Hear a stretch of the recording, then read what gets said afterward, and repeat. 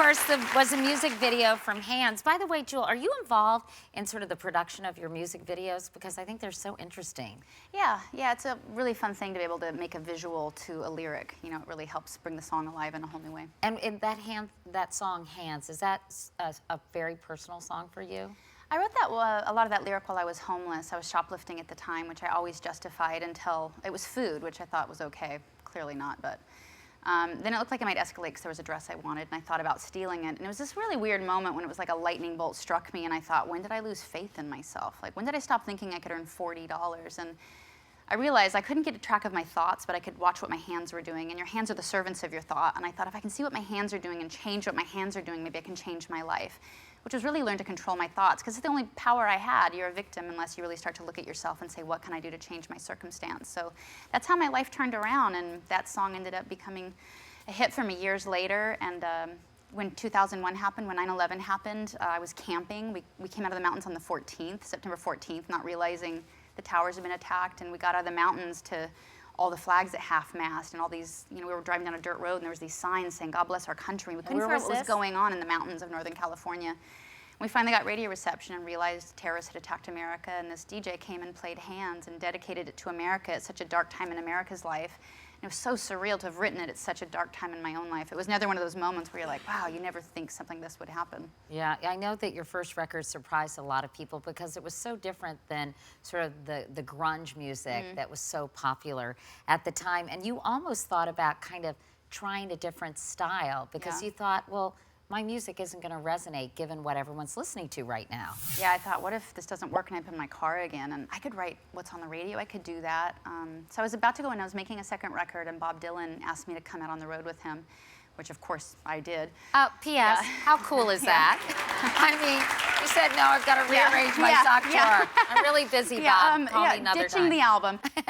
And he really believed in me, and he liked what I was doing. And he was like, just stick with it. And I was solo acoustic by myself, no band. And he was like, just keep doing it. And I was like, if Bob believes in me, maybe I'll keep going. Yeah. And Neil Young. I was going to say, then Neil Young. I mean, hello. How did you get to know Neil? Were you traveling with him or touring with him? I toured with him, and he, again, I was like, I'm starting to do songs that trying to get on the radio. I was starting to angle and change myself for radio. And he's like, don't do it. He said, stick to what you're doing, be true to you. So if you want to change, make sure it's you that wants to change. And they both really gave me the courage. I've changed a ton in my career, changed genres, but it was because I wanted to do it. It wasn't because I was trying to chase radio, and they're the best mentors for that. Well, I was going to say, they gave you excellent advice, and we're glad you stuck to it too, Jewel, because you ended up singing at the White House for President Clinton in 1997. You sang the national anthem for Super Bowl 32 in 1998. That same year, you performed at the Vatican for Pope John Paul II. I mean, wow.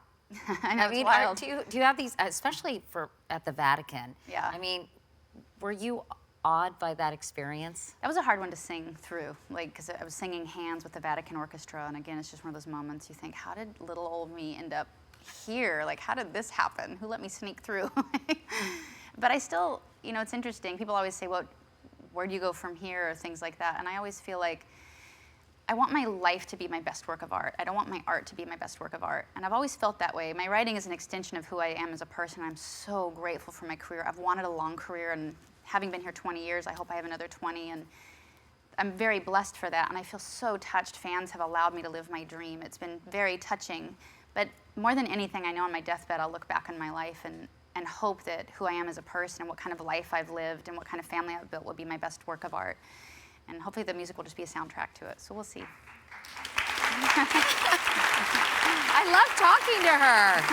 I could just listen to you all day. I just love talking to Jewel. I mean, I love listening to Jewel. So I know you've teamed up you're working on a second album, but you've also teamed up with an organization called Rethink. Yeah. Tell us about that.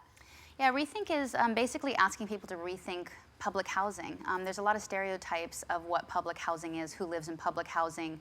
It seems to be very polarizing, and I don't think it actually should be. And so we're here to sort of humanize it and let people know there's so many stereotypes. It was interesting reading the research that 82% of Americans think that Americans should have access to safe housing, but like 52% don't want it in their neighborhood. It was interesting, again, looking at the numbers. 42% are children and 31% are elderly.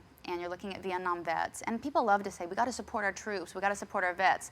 That actually means supporting them. And I love the Gandhi quote of, you can gauge a civilization by how well it treats its weakest members. And that's really what public housing is, and it helps the mom get through, the single mom, put herself through college.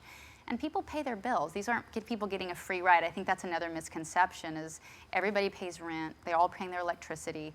And these are people that need a hand, and I'm one of those people. And so many people came out of public housing, from former presidents, Whoopi Goldberg. Amazing, artists have gone on to do great things, and they just needed some help. And so you're doing a song, I know, called, and you're getting people to contribute what their ideas of home is, Yeah. right? And I'm going to use it as inspiration, so people can go to rethinkhousing.org, and they can write in, it can be a sentence or 3 pages, of what a house means to you, what having a home means. And then I'll use that as inspiration, and I'll start to build a song. And then we'll pick a winner, and the winner will get to come out and hear me sing it in LA. Well, I'm so happy you came by. I just love talking to you, Jewel. Likewise. Thank you so much. Good luck with everything. Thank you. Oh, I wanted you to show me how to yodel. Can you do that really quickly?